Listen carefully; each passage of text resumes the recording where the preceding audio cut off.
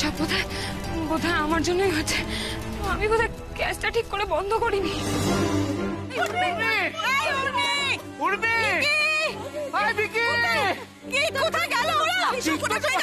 না না, এখান থেকে ওদের পালাতেই হবে।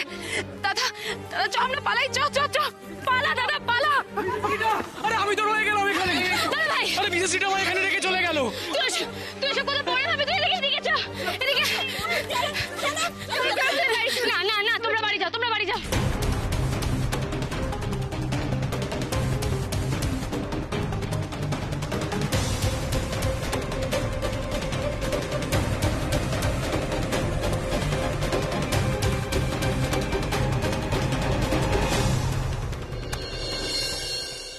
গ্যাসের সিলিন্ডারটাকেই কেউ ওরকম জ্বালিয়ে রেখে তারপর ভুলে গেছে, মানে কি ধরনের কাজ আমি তো ভেবে পাই না। বাবাগুলো তো এরা সংসারটা করে কি করে? আরে তারপরে শুনলাম দেশলাই কাঠিটা জ্বালিয়ে না নিভিয়ে কে চলে গেছে।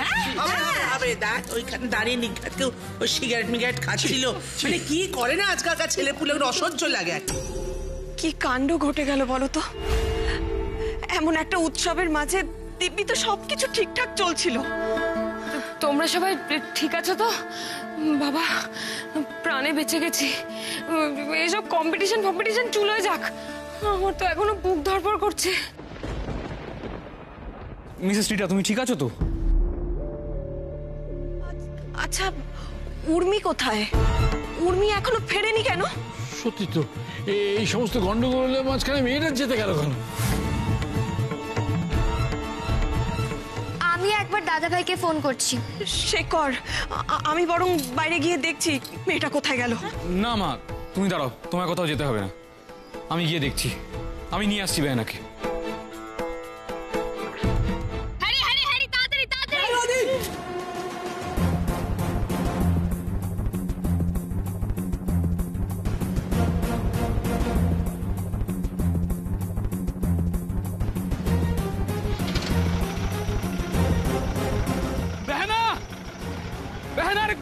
কোথায় উর্মি?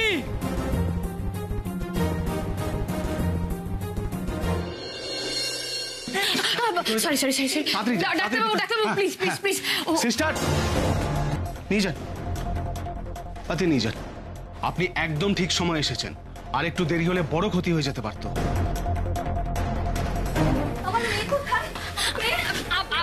আপনার মেয়েকে ডক্টর ওদিকে নিয়ে গেছেন।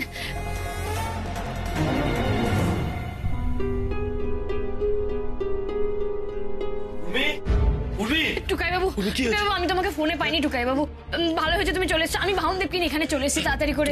তুমি ঠিক আছো তো?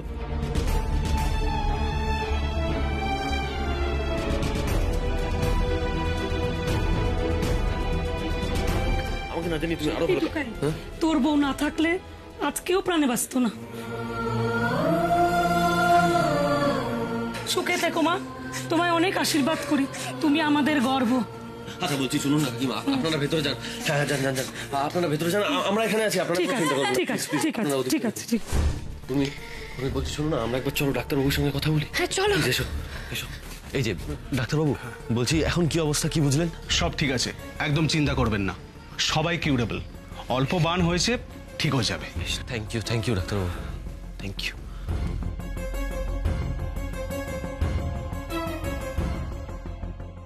আমার উর্মিটা কত বড় হয়ে গেছে, সবটা একাই সামলে নিয়েছে। হ্যাঁ, এই জন্যই তো আমার গর্ব হয় তোমাকে নিয়ে। সঠিক সময়ে সঠিক কাজটা করতে পেরেছে আমার উর্মি।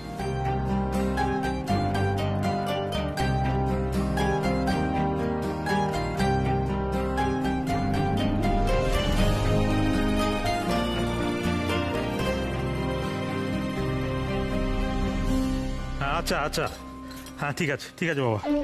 হ্যাঁ আয়। ও নিশ্চিন্ত হলাম। কি বলছে? টুকাই ফোন করেছিল, বললো ওদিকে মোটামুটি সব সামলে গেছে, ওরা পিচ্ছে। আমার উর্মিমা সব সামাল দিয়ে দিয়েছে। বাবা, একটা দুশ্চিন্তা অন্তত মিটলো। যা ভয় পেয়ে গেছিলাম না, বিশ্বাস করো, সত্যি এত ভালোর মাঝে ঠিক সেই বিপদ ঘটেই গেল। ঠাকুরের অশেষ কৃপা কমের ওপর দিয়ে গেল। সত্যি মা ভগলাধার উর্মি কিন্তু এসব ব্যাপারে 1 নম্বর আমাদের। হ্যাঁ, মানে তুমি ভাবো, সবাই এরকম কিরকম পড়ে চলে গেছে, তাদের নিয়ে গাড়ি করে এরকম বেরিয়ে যাচ্ছে, মানে ভাবা যায় না। না তুমি দেখবে মেজবৌদি, যখন সবাই বিপদ দেখে পালিয়ে যায় না, আমাদের উর্মি কিন্তু ঠিক তখনই ঝাঁপিয়ে পড়ে। তুমি দেখবে। তাহলে কথাগুলো কি আমি এমনি এমনি বললাম তখন? হ্যাঁ, ওরে আমরা শুধু বয়সেই বড়, আর বাকি সব কিছুতেও আমাদেরকে ছাপিয়ে গেছে। শুধু স্নেহ নয় রে, আমি ওকে মনে মনে শ্রদ্ধাও করছি। আমি তোমার সঙ্গে একদম একমত। ব্যাস, শুরু হয়ে গেল উর্মি বন্দনা। এখন আমার হাত পা কামড়াতে ইচ্ছা করছে। লাস্ট হওয়ার সময় পেল না। যদিও আমারই ভুল সেটা, গ্যাস সিলিন্ডারটা অফ করিনি। জিতে গিয়েও কি প্রাইসটা হাতছাড়া হয়ে যাবে নাকি? ধুর, যা রাগ হচ্ছে না। দিগন্ত জেঠু, চলুন, বাকি কাজগুলো তো শেষ করতে হবে আমাদের। আরে এখন তোরা আবার কেন এসেছিস? এখন আমার কি কাজ আছে? পাড়ার সেরা বৌমা কে হলো দেখতে হবে না? শোন, আজকে আর ভালো লাগছে না, কেন একটা বিষণ্ণতা ঘিরে ধরেছে। এই সামনেটা রূপা থেকে কর না। হ্যাঁ ছোট কাকা, তুমি ঠিকই বলেছো, আমারও তাই মত। এই সমস্ত পরে আবার এসব কি দরকার? আসলে জেঠু, এত পরিশ্রম করে যে প্রতিযোগিতা হলো তার তো একটা রেজাল্ট দরকার না? আমরা পাড়ার সেরা বৌমাকে সম্মানটা দিতেছে। এবার হবে মজা। শাকচুন্নির নাক ঘুষে দিয়ে আমি হব পাড়ার সেরা বৌমা। হ্যাঁ, রেজাল্ট তো একটা দরকারই না? না মানে আমরা সবাই মিলে সারাদিন ধরে এত খেটেছি, এত পরিশ্রম করেছি, রেজাল্টটা না জানলে আমাদের মনে দুঃখ, মানে আর তাছাড়া এখন তো সব ঠিকই হয়ে গেছে, মানে কিছু তো তেমন হয়নি, আর হসপিটাল থেকেও তো ওরা ছাড়া পেয়ে যাবে। তো রেজাল্টটা অ্যানাউন্স হোক না। দাদা বল না। হ্যাঁ বলছি, শুধু তো অ্যাওয়ার্ড দেওয়াই বাকি, তাই না? হ্যাঁ, আবার একদিন এত কিছুর আয়োজন করার কি দরকার? এসো এসো এসো। কি ব্যাপার বিকি, এত লোকজন কেন? আবার নতুন করে কিছু হলো নাকি? না না, কি আর হবে, ওই পাড়ার সেরা বৌমা কে হবে সেইটা ঘোষণা করা হবে। আচ্ছা, আমি বলে কি উর্মি টুকাই তো ভালোভাবে ফিরে এসেছে, তাহলে এটা হোক না, মানে প্রাইজটা হোক দেওয়া। তাহলে কি গো, তা তুমি তাহলে চুপ করে আছো কেন? তাহলে অনুমতিটা দিয়ে দাও। আচ্ছা আচ্ছা, ঠিক আছে, যাও যাও, তোমরা সেই সেরা মুকুটটা নিয়ে এসো। ঠিক আছে জেঠু, এক্ষুনি যাচ্ছি। মা, আমার না খুব টেনশন হচ্ছে জানো তো। এবারে সেরা বৌমা কে হবে বলো তো? আচ্ছা ঠিক আছে, অত টেনশন কেন করছিস? যে হবে হবে, সবাই তো খুব ভালো খেলেছে।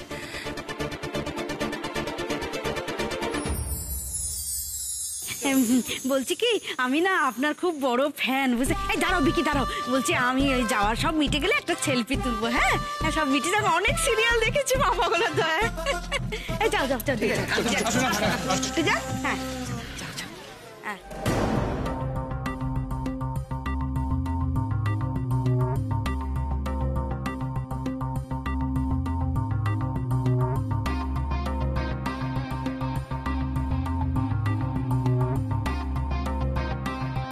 তাহলে সব ঠিক আছে?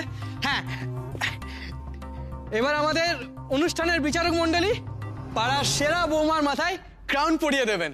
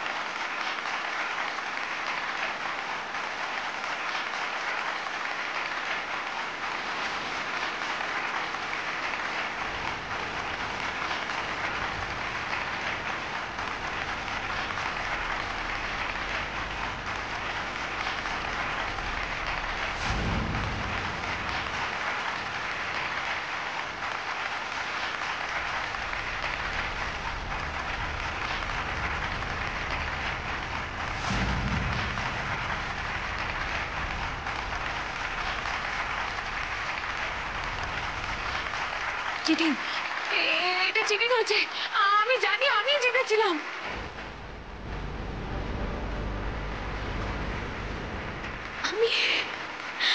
আমি সেরা বৌমা।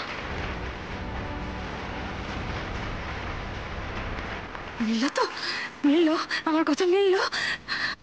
আমরা তো রিনিকেই ভেবেছিলাম বিজেতা করব, কিন্তু উর্মি তুমি যা করলে, তুমি নিজের প্রাণের তোয়াক্কা না করে যেভাবে পাড়ার মানুষগুলোকে বিপদ থেকে উদ্ধার করলে, সেটার মূল্যায়ন তো আর কোনো প্রতিযোগিতা দিয়ে হয় না, বলো? তুমি শুধু এই বছরের নয়, আগামী বছর, তার পরের বছর, বছর বছরের তুমি এই পাড়ার সেরা বৌমা। ঠিক কথা বলেছো, একদম ঠিক কথা বলেছি। এটা আমাদের মনের কথা।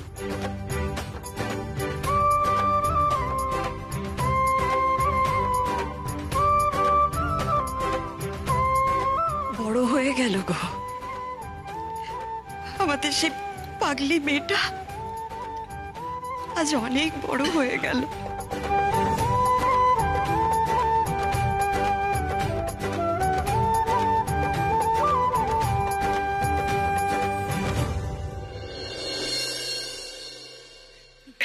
কি করছো? থাক, আমি কি বলেছিলাম? হ্যাঁ, বলেছিলাম না যে আমাদের বাড়ি প্রাইজটা আসবে, আর দুটো বইয়ের মধ্যে তুমি চ্যাম্পিয়ন হবে।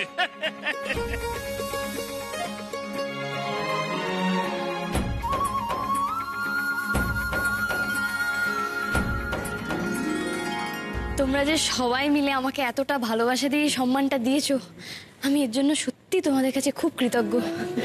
তোমরা দেখো আমি যেন তোমাদের ভরসার মান রাখতে পারি। নিশ্চয়ই পারবে, নিশ্চয়ই পারবে, কারণ তুমি তো একজন খুব সৎ মানুষ। কোনো কিছু তো ফাঁকি দিয়ে করো না, নিজের চেষ্টা করো প্রাণপণ, তাই নিশ্চয়ই পারবে। Thank you sir. আর সেই জন্যই তো আজ আমরা তোমাকে সম্মান জানাতে এখানে এসেছি। চেষ্টা, চেষ্টা, সবার থেকে বড় কথা হলো চেষ্টা। বারবার চেষ্টা করে যাও। পারিব না এ কথাটি বলিও না, আর একবার না পারিলে দেখো শতবার।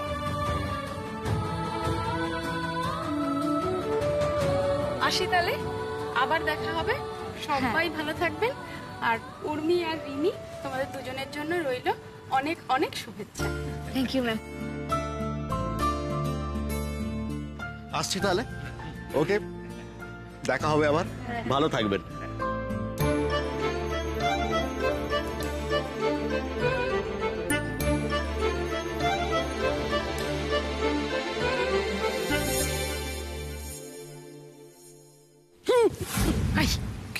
তুই যে বললি আমি জিতবো? কি জানিস তো রিনি, সকাল থেকে প্রচুর পরিশ্রম হয়েছে। হ্যাঁ, আমার না টায়ার্ড লাগছে, আমি একটু বাড়ি চললাম। না না, মেজা ছাড়ালে চলবে না, আমাকে কন্ট্রোল করতে হবে রাগটা। যতই উর্মি সেরা বৌমা হোক না, আমাকে তো সরকার বাড়ির আদর্শ বৌমা সেজে থাকতেই হবে। আচ্ছা উর্মি দিদি, তোমার এই যেতে আমার একটু হলেও তো কন্ট্রিবিউশন আছে, বলো। তোমার যে আমি নাচ শিখতে হেল্প করলাম। একটু না মিমি, পুরোটাই তোমার কন্ট্রিবিউশন। তুমি না থাকলে আমি এরকম শক্ত একটা গানে নাচতে পারতাম?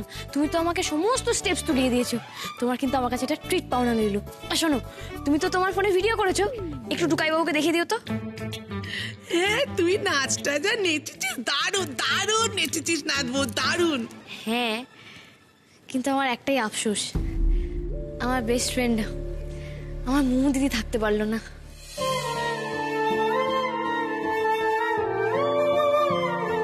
মোমো দিদি থাকলে আরো মজা হতো, ওরও নিশ্চয়ই খুব ভালো লাগতো, বলো? হ্যাঁ, সে থাকলেও খুব আনন্দই করতো। তবে হ্যাঁ, ওই তো মিমির কাছে তো আছেই, মিমি না হয় মোমো দিদিকে পাঠিয়ে দেবে। মিমি, তুমি কিন্তু মোমো দিদিকেও পাঠিয়ে দেবে, কেমন?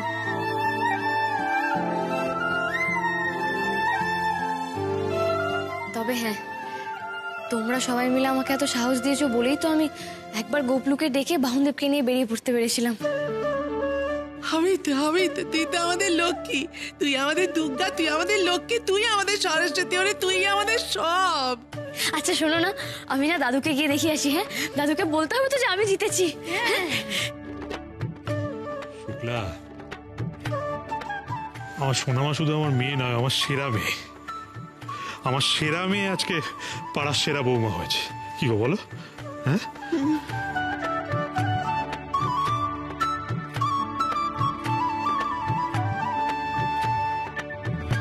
পিসিমণি বলো তো আমি কি খারাপটা পারফর্ম করলাম? দেখো আমি তো সব থেকে বেশি নম্বর পেয়েছিলাম এবং সবার থেকে এগিয়েও ছিলাম, তাহলে আমি কেন জিততে পারলাম না বলো তো? না, উর্মি জিতেছে তাতে আমি খুশিই হয়েছি, কিন্তু এটা তো পাড়ার লোকেদের আগুন থেকে বাঁচানোর কম্পিটিশন ছিল না বলো?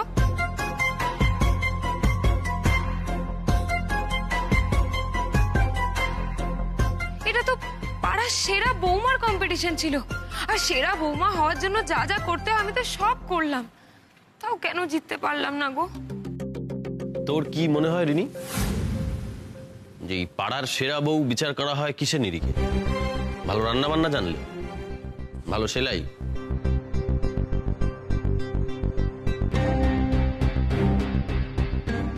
না রে? তবে হ্যাঁ, সাধারণত আমরা যখন কোনো মেয়েকে বাড়ির বউ করে আনি আমরা ধরেই নিই যে সে রান্না বান্না, ঘরকন্যার কাজ, এই সমস্তগুলো জানবে। বিশ্বাস কর, এগুলো না শুধুমাত্র কেবল সমাজের মাপকাঠি, মানে একটা মাপদণ্ড আর কি, সেটা আগে থেকে ঠিক করেই রেখেছি আমরা। কিন্তু রিনি, ভালো মেয়ে, ভালো বউ, ভালো জামাই, এই সব কিছুর থেকে আগে না ভালো মানুষ হওয়াটা দরকার, বুঝলি? ঠিক কথা। আর এই ভালো রান্না বান্না করা না, এটা এই মনুষ্যত্বের চেয়ে বড় গুণ নয়, এটা আমরা বুঝতে চাই না। টুকাই ঠিক কথাই বলেছে। উর্মি হয়তো সেভাবে দেখতে গেলে ঘরের যোগ্য বউ হওয়ার মতো কাজগুলো করতে পারে না, কিন্তু ও যেটা পারে সেটা হলো আমাদের মানধাত্তার আমলের ধ্যান ধারণাগুলো কতখানি ভুল সেটা চোখে আঙুল দিয়ে দেখিয়ে দিতে পারে। এত বড় গুণের কাছে না ওর বাকি সব না পারা কাজগুলো চোখ বুজে সহ্য করে নেওয়া যায়। যেদিন থেকে ও আমাদের বাড়িতে এসেছে সেদিন থেকে উর্মি প্রত্যেকটা মুহূর্তে ওর কাজের মধ্যে দিয়ে আমাদের ভুলগুলোকে তুলে ধরেছে, আমাদের ঠিক ভুলের ফারাকটাকে বুঝতে সাহায্য করেছে। আসলে কি জানিস তো রিনি, ভুলটা আমাদেরই রে। আমরাই ওর কাজ, ওর কথাকে প্রশ্ন করে, ওর যোগ্যতাকে বিচার করতে গিয়ে বারবার ভুল করেছি। ও তো খাঁটি সোনা রে, খাঁটি সোনার যোগ্যতা বিচার করার আমরা কে বলতো? ওর দোষ, ওর গুণ বিচার করার জন্য কোষ্ঠী পাথর হওয়ার যোগ্যতা আমাদের কারণ নেই রে। নেই। একদম ঠিক কথা বলেছিস তোরা। আমাদের সৌভাগ্য, আমাদের এই পরিবারের সৌভাগ্য যে উর্মিমাকে আমরা এবারই বউ হিসেবে পেয়েছি। হ্যাঁ, মাঝে মাঝে একটু পাগলামো করে ঠিকই, কিন্তু আজকে দেখো জীবনের বাজি রেখেও কিভাবে অতগুলো মানুষের জীবন বাঁচালো। ওকে যতটা প্রশংসা করবে না ততটাই কম করা হবে। ধুর, কোনো লাভই হলো না এত কাণ্ড করে। পেতনি এখন সবার প্রশংসা পেয়ে বুক ফুলিয়ে ওই ক্রাউনটা মাথায় পড়ে সারা বাড়ি নেচে বেড়াবে, ভাল লাগে না। দাদু, এই দেখো আমি পেয়েছি আমার ক্রাউন। এই দেখো সেরা বৌমা। তুমি জানো দাদু, সবাই খুব খুশি হয়েছে। আমিও খুব খুশি হয়েছি দিদি ভাই। আমি জানতাম তুমি ঠিক পারবে। তোমার অসাধ্য কিচ্ছু নেই এই পৃথিবীতে। তুমি তোমার কাজ, তোমার সাহস দিয়ে সবার মন জয় করবেই। না গো দাদু, প্রথম একটু আমার টেনশন হচ্ছিল, মানে এত বড় একটা কম্পিটিশন, টুকাই বাবু নেই, কি করব, কি হবে।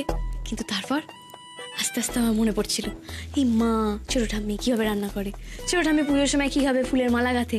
তখন না একটু একটু একটু একটু করে আমি কনফিডেন্স পাচ্ছিলাম। তবে হ্যাঁ, আমি যে পুরো কাজটাই ঠিকভাবে করেছি তা বলবো না, কিন্তু এই ব্যাপারটা যে ভুল দিকে না গিয়ে ঠিক দিকে এগোচ্ছিল এইটা বেশ বুঝতে পারছিলাম। এই তো আমার দিদি ভাই এবার সত্যিই বড় হয়ে গেছে। হ্যাঁ ঠিকই তো, আমাদের প্রতিদিনের খুঁটিনাটি ভালো করে লক্ষ্য করলেই তো অনেক সমস্যার সমাধান করা যায়। যে যত বেশি মন দিয়ে জীবন থেকে শিক্ষা নেয় সে তত বেশি সফল হয়। দেখো দিদি ভাই, আমাদের জীবনে তো সমস্যা থাকে, কিন্তু সেই সমস্যা সমাধানের চাবিকাঠি কিন্তু আমাদের আশপাশেই লুকিয়ে থাকে। মন দিয়ে জীবনের কথা শুনলে, জীবনকে দেখলে সেই চাবিকাঠির হদিশ ঠিক পাওয়া যায়। এই আজ তুমি এমন পেলে, তুমি ওই প্রশ্ন উত্তর রাউন্ডেই বুঝিয়ে দিয়েছো যে জীবনের কত খুঁটিনাটি দিকে তোমার নজর আছে। সত্যি এই বাড়ির অভিভাবকরা তোমাকে অনেক কিছু শিখিয়েছেন, তুমিও শিখেছো প্রাণপণ। কিন্তু দাদু, তুমি কম্পিটিশনের জায়গায় কেন গেলে না? আমি এখনো একটু ক্লান্ত দিদি ভাই, তাই একটু বিশ্রাম নিচ্ছিলাম।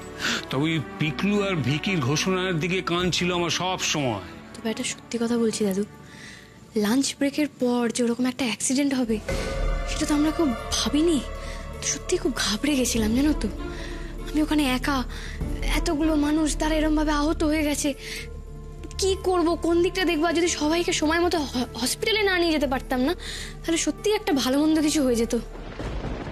কিন্তু না, শেষমেশ সব ঠিকঠাক হয়ে গেছে, মিটে গেছে, এই অনেক। তুমি এই কম্পিটিশনে পার্টিসিপেট করেছো, এত ভালো পারফর্ম করেছো, তারপর এত একটা কঠিন কাজ করেছো, আমি তো ভাবতেই পারছি না। তুমি আমাকে আশীর্বাদ করো যাতে আমি এরকম হাজারো বিপদের মাঝে নিজের মাথা ঠান্ডা রাখতে পারি আর কখনো যাতে ভয় না পেয়ে যাই। হ্যাঁ, এই আশীর্বাদ তো তোমাকে করতেই হবে দিদি ভাই, কারণ এরপর তো তোমাকে আরো অনেক অনেক বড় বড় দায়িত্ব কাঁধে তুলে নিতে হবে। সবকিছু তো তোমাকেই সামলাতে হবে দিদি ভাই, তাই আমি তোমাকে বুক ভরে আশীর্বাদ করছি দিদি ভাই।